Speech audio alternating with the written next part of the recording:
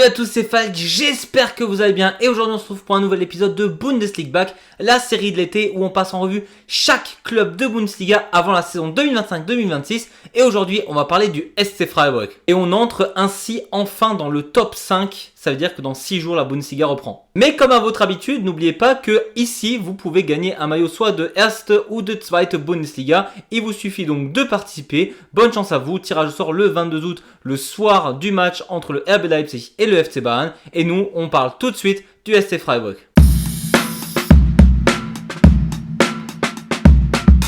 Une rétrospective en soi assez rapide, mais déjà, le SC Freiburg a dû faire avec le départ de Christian Streich, le coach emblématique du club. On a Julian Schuster qui a pris la relève et waouh, prendre la relève aussi bien, c'était absolument pas prévu. Je ne sais pas si vous aviez regardé les bookmakers de l'année dernière en début de saison.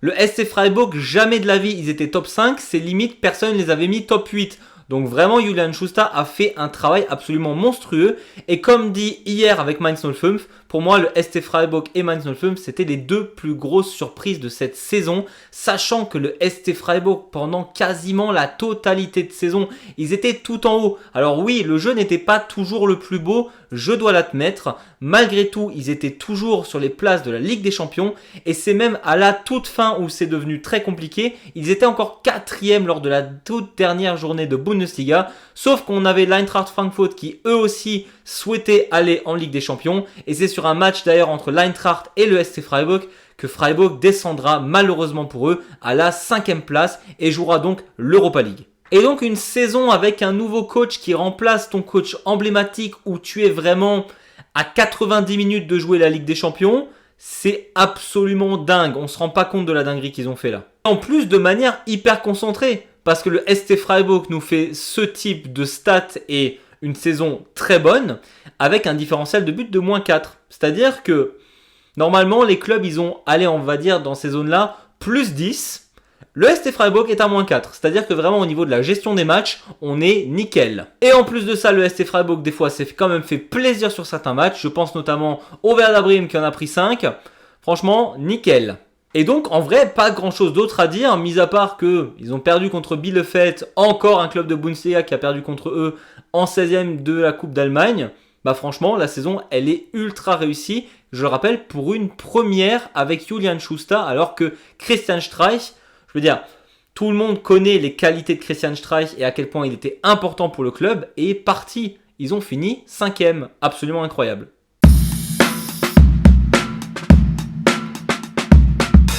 Et alors, plus on avance dans cette série, plus je dois trouver des stats un peu farfelues. Et pour le coup, le jeu des ailiers du SC Freiburg est à montrer dans toutes les écoles de football. Oui, il y a d'autres clubs de Bundesliga qui gèrent très bien leurs ailes.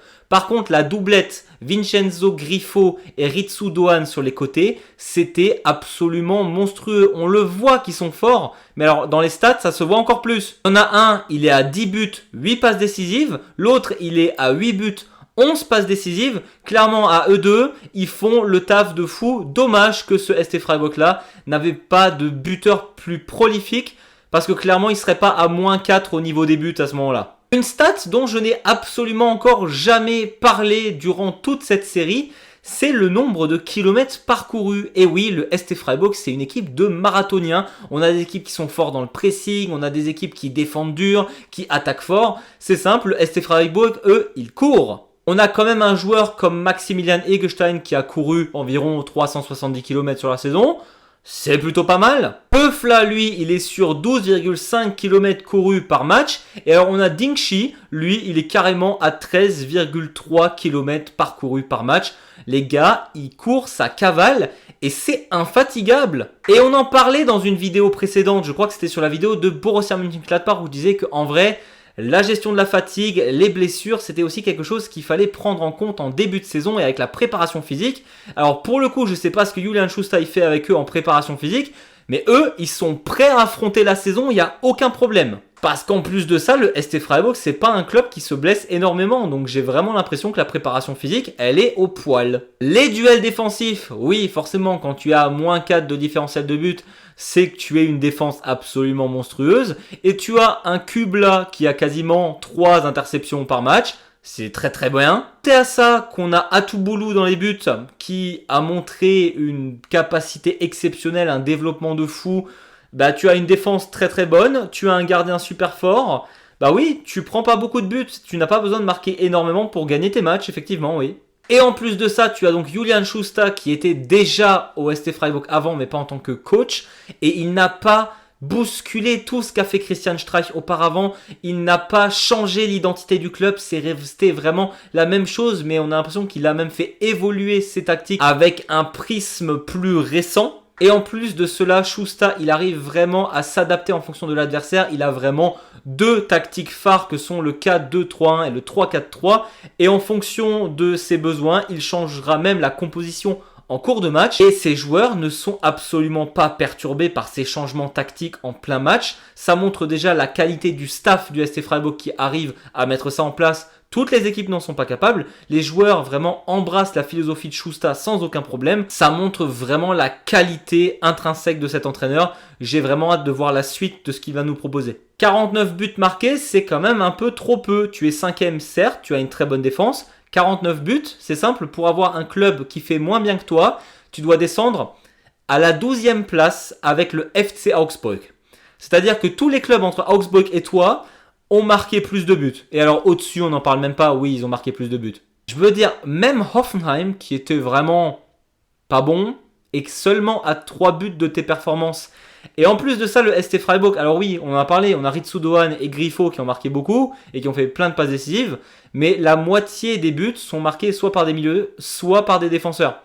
Va vraiment falloir chercher un attaquant pur, parce que là, Freiburg, si vous voulez faire mieux, va falloir marquer des buts. Surtout que dans ce cas de figure-là, le ST Freiburg et surtout les joueurs créent une certaine dépendance offensive sur deux joueurs que sont Doan et Grifo.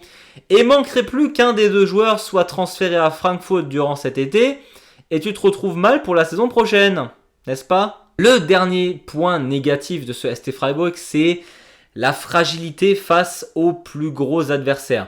Oui, tu gagnes contre les petits clubs, entre guillemets les petits clubs, mais contre les clubs contre qui tu es censé gagner. Et c'est une chose qu'il faut faire. Il ne faut pas être inconstant, battre les meilleurs et perdre contre les moins bons. Il faut montrer que quand tu es meilleur qu'une plus petite équipe, tu la bats. Et le ST Freiburg, c'est ce qu'ils font.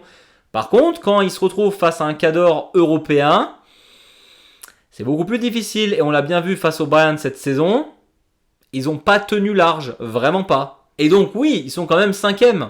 Mais quand tu joues ta saison, par exemple, contre l'Eintracht Francfort, qui eux veulent absolument aller en Ligue des Champions, n'ont pas réussi à battre St. Pauli la semaine d'avant, c'est ce que je voulais dire par il faut battre les clubs qui sont censés être moins forts, Francfort en est la preuve. Et ben Freiburg s'est malheureusement fait caca dessus en fin de saison, perd 3-1 de manière ultra logique face à cette équipe de l'Eintracht, alors que ils avaient vraiment tout en main cette saison pour aller plus loin. C'est vraiment dommage. Il va falloir un peu corriger le coche l'année prochaine et essayer aussi de montrer sa supériorité ou surtout qu'ils arrivent à tenir la baraque face aux gros de Bundesliga pour gagner en crédibilité tout simplement.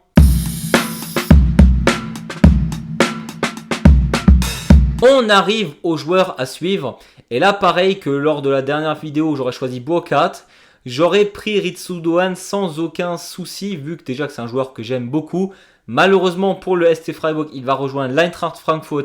J'ai très hâte qu'on parle de ce club, ça arrive demain parce que eux, ils se mettent très bien au niveau du mercato. Après le SC Freiburg, on en a parlé récemment, je trouve qu'ils font plein de petits deals super sympas. On a Philipp Treu de St. Pauli, l'arrière droit qui a été d'une importance folle dans cette grosse défense du FC St. Pauli. On a même Anthony Jung qui vient gratuitement du Werder Bremen, qui va aussi ramener de l'expérience vu que ça fait quand même quelques années maintenant qu'il joue en Bundesliga. Bon là, ça renforce surtout la défense, là où ils sont déjà très forts. Mais on a aussi Matanovic qui vient de l'Eintracht Francfort, qui n'a pas coûté trop cher, qui est un excellent joueur qui malheureusement n'arrive pas à faire son trou à l'Eintracht vu que l'équipe commence à devenir absolument très compétitive, alors que je suis sûr qu'à Freiburg, ça sera vraiment une très grosse pièce ajoutée pour l'équipe. Et pour remplacer Ritsu Doan, tu vas chercher un autre japonais qui s'appelle Suzuki, qui était un avant-centre au Danemark. J'avoue, je ne connaissais pas ce joueur. J'ai un peu regardé ce qu'il était capable de faire. Un joueur tout à fait capable offensivement, avec une bonne vision de jeu, des bonnes passes, de la rapidité, quelques dribbles, mais pas trop non plus, c'est pas vraiment son style. On verra bien ce qu'il va apporter au SC Freiburg l'année prochaine, mais je ne pense pas qu'il va combler le vide de Ritsu Doan, clairement pas. Mais c'est la première fois de la série que je fais ça, et non, aujourd'hui je ne vais pas tricher, je vais parler d'un gardien. Et oui, le joueur que je vais suivre l'année prochaine comme pas possible, c'est Atuboulou, qui est sûrement un des 3 gardiens que je vais le plus surveiller l'année prochaine. Dans les 2 autres, je suppose qu'il y a Uobe et... Qu'est-ce que va faire le Werder Bremen avec Tsentera vu qu'il est apparemment sur le départ? Mais Atuboulou, qui était énormément critiqué il y a 1 an et demi lorsqu'il est arrivé à Freiburg, qu'il a été mis titulaire, il faisait énormément de boulettes et beaucoup le voulaient sur le banc ou voulaient qu'il parte. Il a continué à travailler, il a montré qu'il n'était pas pour rien titulaire au SC Freiburg petit à petit. Il a fait son trou, il a bossé, il est devenu excellent sur sa ligne. Alors oui, il va falloir encore améliorer un peu le jeu au pied, mais sur la ligne, c'est un des tout meilleurs gardiens de Bundesliga déjà. La saison dernière, il nous a même fait un record, 5 pénaltys de suite arrêtés, c'est-à-dire qu'il y a eu 5 pénaltys contre le SC Freiburg, il les a tous arrêtés. Vraiment, Atuboulou nous a même montré lors de l'Euro des U21 qu'il était exceptionnel avec cette équipe d'Allemagne. Sans lui, il ne serait pas arrivé aussi loin, genre à aucun moment ça n'arrive. Il est encore ultra jeune, il a un potentiel énorme à développer. Franchement, Atuboulou, ça peut être dans le futur le gardien de l'équipe d'Allemagne. Donc évidemment que la future relève de Neuer peut-être, on a envie de voir ce que ça donne. On arrive à mon pronostic pour l'année prochaine et je pense clairement que Julian Schuster va continuer son travail, que le SC Freiburg va continuer à être très performant malgré l'Europe. Alors oui, tu perds des joueurs ultra intéressants. Après, on l'a vu, l'attaque, c'est déjà un problème de base pour le SC Freiburg et je pense qu'ils vont encore se renforcer durant ce mercato. En tout cas, j'espère que c'est fait d'ici que la vidéo sorte. Et c'est pour ça que je place le SC Freiburg l'année prochaine en tant que 6e de Bundesliga. Oui, malgré l'Europe, malgré le fait que les autres clubs de Bundesliga vont attendre plus le SC Freiburg, ils ont énormément de très bons joueurs qui sont pas forcément ultra flashy, mais le collectif du SC Freiburg, c'est peut-être un des tout meilleurs de la Bundesliga. Alors oui, c'est pas des énormes stars comme on a au-dessus avec Stuttgart, avec Leipzig, avec les autres clubs dont on va parler prochainement, mais je pense que ce SC Freiburg-là est capable d'accrocher l'Europe, et donc je les place 6e, et j'ai très hâte de suivre cette saison du SC Freiburg. Club où je suis devenu Mitglied, c'est-à-dire que je vais voir des matchs cette saison du SC Freiburg, j'ai très hâte de voir ça. Voilà, c'était tout pour moi, j'espère que cette vidéo vous a plu, n'hésitez pas à mettre un gros pouce vers le haut, à vous abonner ou à commenter. Je crois que vous voyez les places qu'il reste, alors qui sera le trou qu'il y a en bas des places européennes entre les 4 clubs qu'il nous reste, vous allez le découvrir très bientôt. Nous on se retrouve donc demain pour un nouvel épisode de Bundesliga Back, et d'ici là je vous dis, servus!